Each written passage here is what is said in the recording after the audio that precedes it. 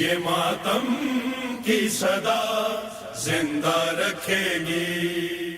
اعوذ باللہ من الشیطان الرجیم. بسم اللہ الرحمن الرحیم. الحمدللہ الذی جعلنا من المتمسقین بولایت سلطان اولیاء. سخن گزار منبر سلونی، ابن ام نبی، در حلتا، شاہلا فتح، عین اللہ، نور اللہ، وجہ اللہ، سیف اللہ، یار غالب کل غالب، علی ابن ابی طالب علیہ السلام. اللہم صلی علی محمد وآل محمد. تمام حاضرین محفل اور ناظرین اکرام کو سید محمد وحاد زیدی کی جانب سے السلام علیکم. وعلیکم السلام. میں سید محمد وحاد زیدی قائم ٹی وی کینیڈا کے پروگرام اطفال قائم کے ساتھ آپ کی خدمت میں حاضر ہوں، اور آج کا پروگرام میں منسوب کرتا ہوں اصحاب حسین علیہ السلام سے. میں گزارش کرتا ہوں کمیل سے کہ وہ اصحاب حسین کی خدمت میں کلام پیش کریں. جب کا گناہ شاہ مم نے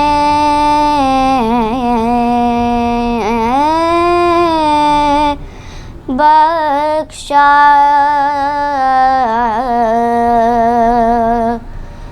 جب کا گناہ شاہ امم نے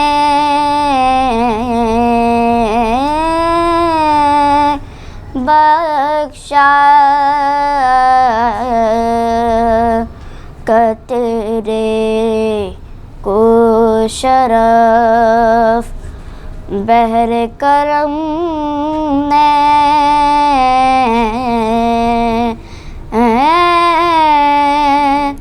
بخشا،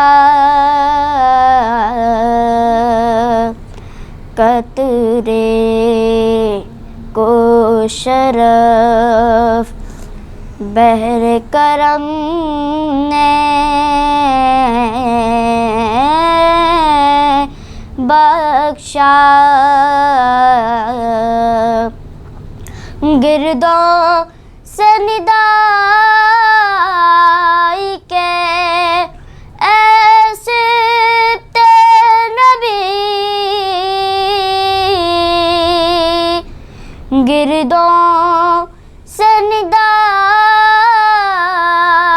کے ایسے نبی،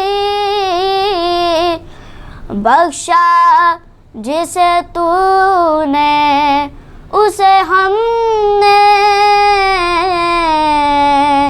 بخشا، جب کا گناہ.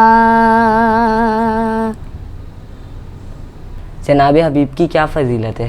دیکھیے حسین، آپ نے ایک نہایت ہی خوبصورت سوال کیا ہے.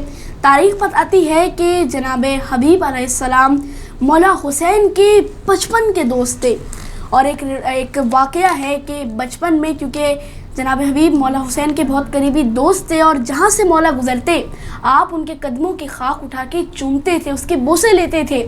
تو ایک دن جناب حبیب کے والدین نے رسول خدا مولا علی اور مولا حسین کو اپنے گھر دعوت پہ بلایا، کیونکہ جناب حبیب بہت محبت کرتے تھے اور مولا حسین کے دوست بھی تھے. تو جناب حبیب مولا سے محبت کا عالم یہ تھا کہ بار بار اپنے گھر کی چھت پہ جا کر دیکھتے تھے کہ میرے دوست کب آ رہے ہیں، امام کب آ رہے ہیں. ایک مرتبہ یہی دیکھتے ہوئے آپ چھت سے گر گئے.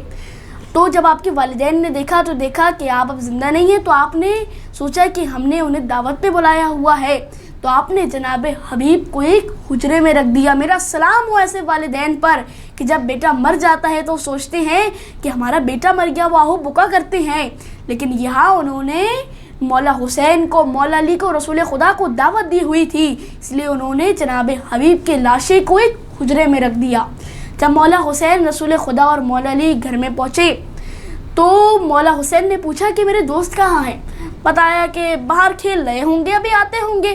پھر پوچھا کہ میرے دوست کہاں ہے، پھر بولا کہ ابھی باہر کھیل رہے ہوں گے، ابھی تھوڑی دیر میں آتے ہوں گے. امام نے پھر پوچھا، کہنے لگے کہ میرے ابھی وہ باہر ہوں گے، ابھی ابھی تھوڑی دیر میں آ رہے ہوں گے. امام نے کہا کہ جب تک حبیب نہ آئیں گے میں کھانا نہیں کھاؤں گا. مولا کھانا نہیں کھائیں گے تو رسول خدا نہیں کھائیں گے, اور رسول خدا نہیں کھائیں گے تو مولا علی کھانا نہیں کھائیں گے.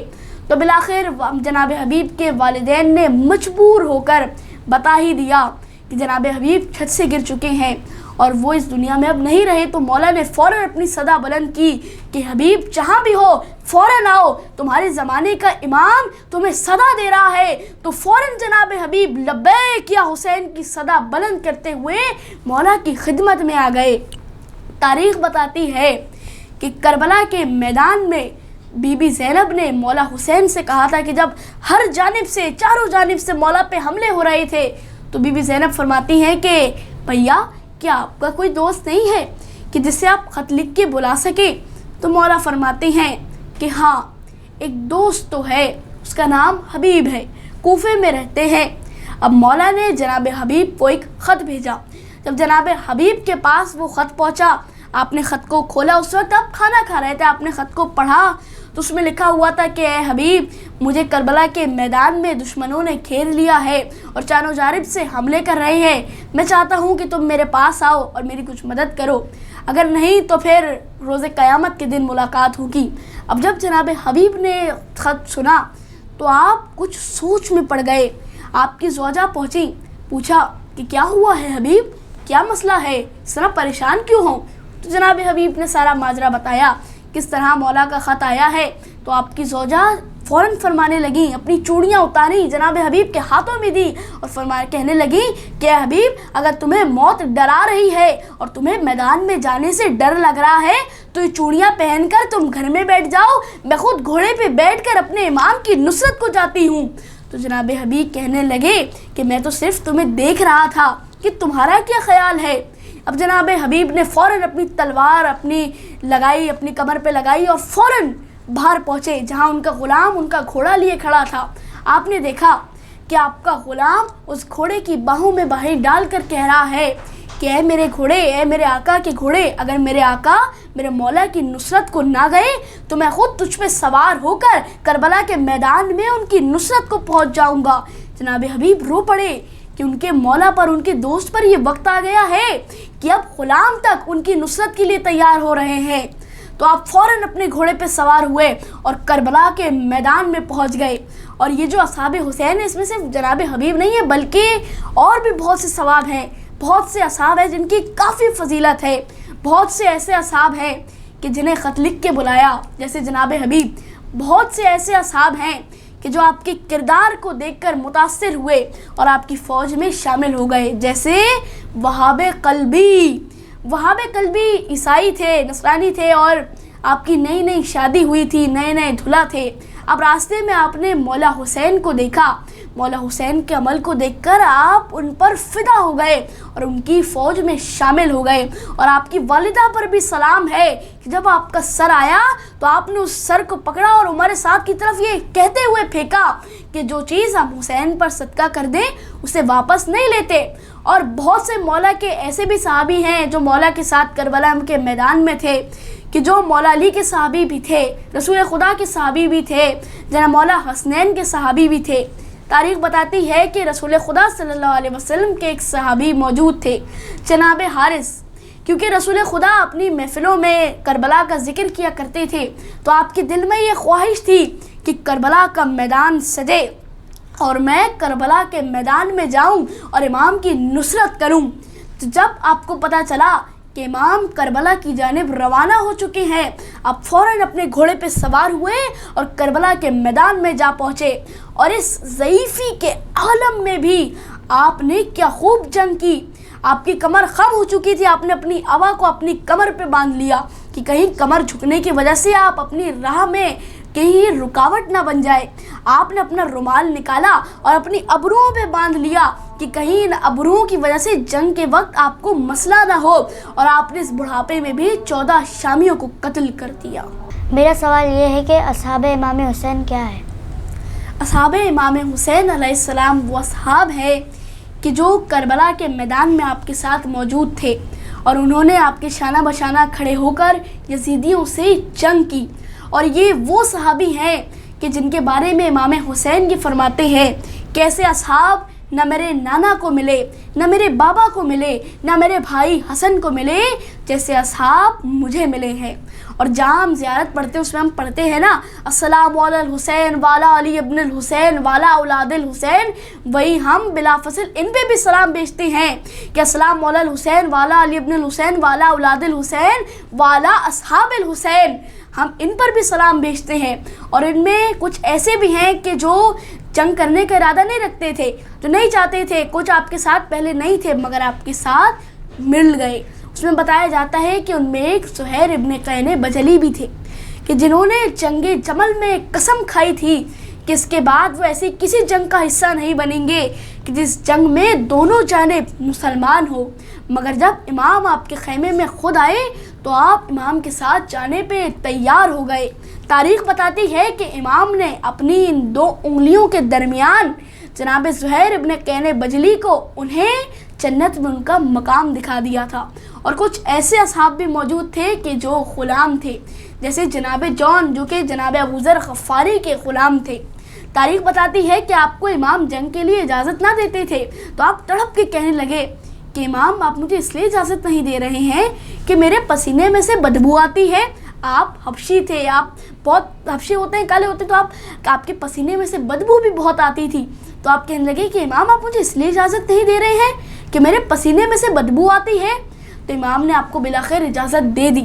آپ جنگ کے میدان میں پہنچے، دشمن کو فنار کرنا شروع کیا، اور جب آپ شہید ہو گئے تو واحد لاشا ہے کہ جس کو امام نے اپنی گودی میں لیا اور یہ دعا دی کہ اے پروردگار ان کے جسم مبارک سے نور نکال، ان کی جسم کی سیاہی کو ختم کر دے اور ان کے پسینے میں خوشبو لا دے۔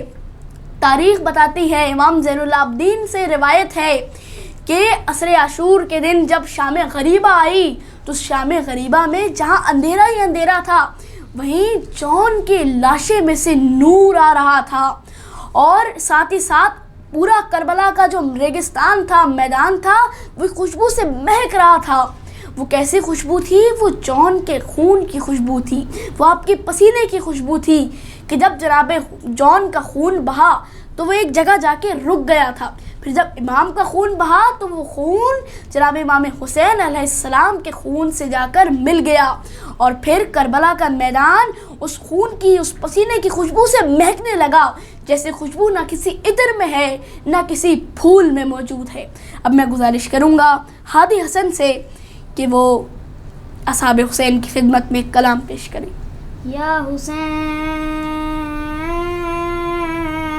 شاہ کربلا، شاہ کربلا آپ ہیں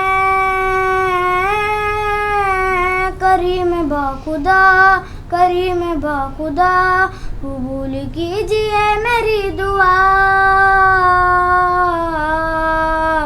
اس برس کے اربعین میں کروڑوں زائرین میں نام ہو میرا لکھا ہوا۔ یا مولا، یا مولا، مولا زوار بنا دے، مجھے ایک بار صدا دے، میری قسمت کو جگا دے، اپنا دربار دکھا دے۔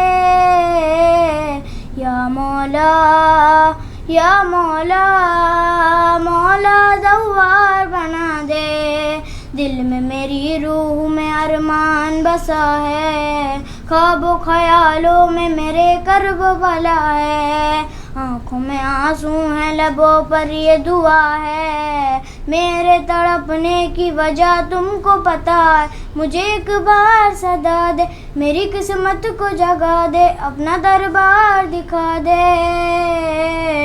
یا مولا، یا مولا، مولا زوار بنا دے، آنکھیں میری کاش کے در آپ کا دیکھیں، ہاتھ میرے روضے کی جالی کو جو تھامیں، لبی میری آپ کی چوکٹ کو جو چومیں، لوگ مجھے عاشق شبیر پکارے، مجھے ایک بار صدا دے، میری قسمت کو جگا دے، اپنا دربار دکھا دے۔ یا مولا، یا مولا،